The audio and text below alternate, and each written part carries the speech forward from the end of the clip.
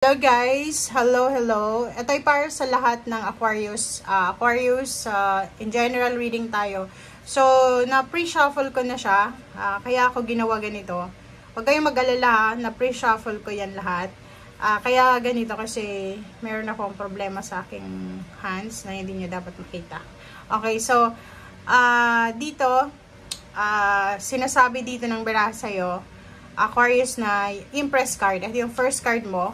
Sinasabi dyan sa'yo ng impress na time to take action. So, may mga Aquarius na palaging nag-iisip. Pabago-bago kayo nag-iisip eh. Diba? Like for example, ngayon gusto mong mag-abroad, bukas mapanghihinaan ka ng loob. Ngayon gusto mong mag-asawa, bukas ayaw mo na. Ngayon gusto mong mag-apply ng trabaho, bukas nangihina ka dahil hindi mo. Parang ganun. So, yung impress card, it's a card of new beginnings, new start, lakas loob, confidence, parang ganun. So, sinasabi sa'yo dito kung ano man ang mga bagong ideas mo, ano man yung mga pangarap mo sa buhay, oras na para simulan ito. Okay?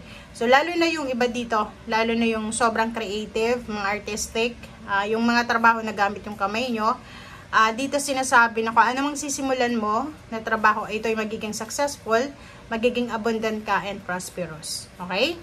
So, next is successful funding. Dito naman sinasabi na lahat ng ideas mo from the impress, 'di ba?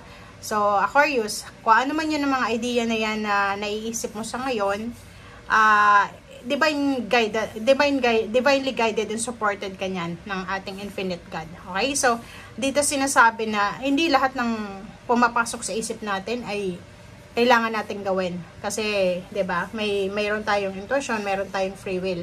But yung mga bagay-bagay na yan, pumapasok yan through the guidance, 'di ba, ng ating spiritual helpers, ng ating guides, angels, ng ating Panginoon ng universe. So, kung ano man ito na maiisip mo, ng mga ideas, like mga business ideas, plano, kung saan mo gustong mag-travel, gustong mag-apply ng trabaho, sinasabi sa'yo dito na go lang ng go, okay?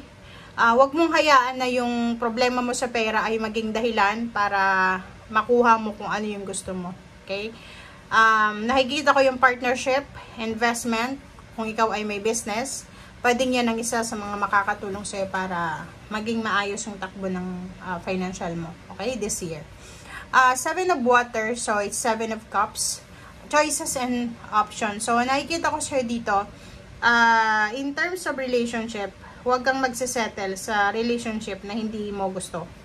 So, ibig sabihin yan, merong mga relationship na ino-offer sa'yo or pwedeng kasalukuyan, meron kang relationship na hindi mo naman talaga gusto. Parang ganon. Or pwedeng yung relationship na meron ka sa ngayon ay hindi siya yung relationship na nakadestiny sa'yo. So, 7 of water, 7 of cups is sinasabi dito na kailangan mong hanapin, kailangan mong alamin kung saan ka ba nababagay. Travel, relocation, possible dito. 6 of water is 6 of cups. Nakikita ko you're traveling back to your country, to your family, to your loved ones. So, nakikita natin dito na may posibleng babalikan ka. Okay? And King of Water, yung King of Water naman is all about a relationship, intimate, family life, siblings, friends. So, nakikita ko sir dito, maganda yung takbo ng emotional mo this year. Kasi yung King of Water is magiging kalmado. Sobrang kalmado guys. If may mga issues kayo with your family, friends, and intimate relationship, maayos nyo yan this year. 9 of Waters, 9 of Cups, isa sa mga minamanifest mo dito. Like for example, babae kang Aquarius, siguro isa sa minamanifest mo is baby. Diba? Plus may impress dito, fertile idea. So, this year, pwede kang bigyan ng unexpected gift na baby ng ating universe, ng ating Panginoon. Pwede din travel, pwede din career, or kung ano man to na abundance na posibleng isa-shower sa'yo. Ito naman na the sun is all about celebration, happiness. So, this year of 2025, pwedeng merong mag-give birth ng baby, diba? Or yun, may mga anak ng bagong idea. Pwedeng merong maglo-launch ng business, may pupunta sa ibang bansa na bago sa kanya. Maraming rason para mag-celebrate dito. Okay? So, 4 of water is 4 of cups. Sinasabi sa'yo dito na take a rest. Okay? If, as much as possible, if pagod ka, magpahinga ka.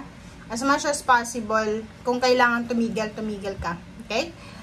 Next is 10 of water. So, 10 of water plus the sun plus king of water, 9 of water, and the high priestess, sinasabi sa'yo na overall, this year, magiging sobrang blessed ka emotionally. 10 of water is all about emotional fulfillment, emotional completion, emotional satisfaction. So, may relasyon ka man or wala, may pamilya ka man or wala, may asawa or wala, may anak or wala ka man, yung 10 of water na yan, and then 9 of water, sinasabi na sunod-sunod ang magiging rason para maging masaya ka this year. Okay? Ibig sabihin, after 1 month na nag-celebrate ka, another month ulit may isa-celebrate ka. Parang ganon. So, brace yourself, ihanda mo dahil worth celebrating itong mga good news nito na darating sa'yo. Okay? Kasi nandito yung the sun eh. The sun and 10 of water, 9 king of water, 9 of water. Sinasabi talaga na pwede may kakasal, pwede may engagement. Yun na nga, may binyagan, merong kasalan, merong birthday celebration. Marami. And all about kids, all about babies. Ito ang nakikita natin dito. Okay?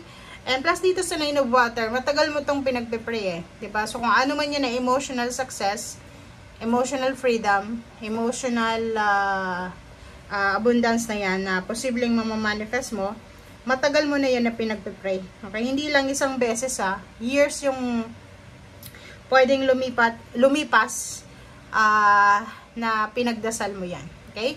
Yung 6 of water din, sinasabi na be careful kasi maraming pwedeng bumalik sa buhay mo.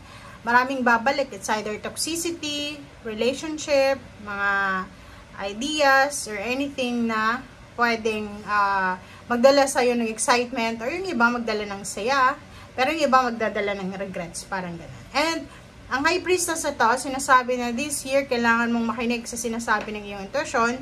Huwag kang gagawa ng decision this year dahil sa obsess ka, dahil sa stress ka, dahil sa pagod ka, dahil sa gutom ka, dahil sa in love ka. So, dito sinasabi na lahat ng nangyayari sa ngayon ay may dahilan. Okay? May hidden messages ito. So, huwag nating sayangin yung decision natin kasi pwede kang magsisi sa bandang huli. Okay?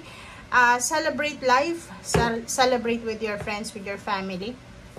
Pwede din dito sa celebration na to, pwedeng hindi involved ka, pwedeng kapamilya, so pwedeng may balita ka sa kapamilya mo, nakakuha na siya ng trabaho, na-promote siya, or pwedeng nabuntis na yung kapatid mo, yung kaibigan mong nasa long distance relationship, nagkita na sila, so maraming good news dito na pwedeng related sa'yo or pwedeng related sa ibang tao. So, ihanda mong sarili mo dahil maganda ang taon nito para sa'yo sa lahat ng emosyonal. Okay?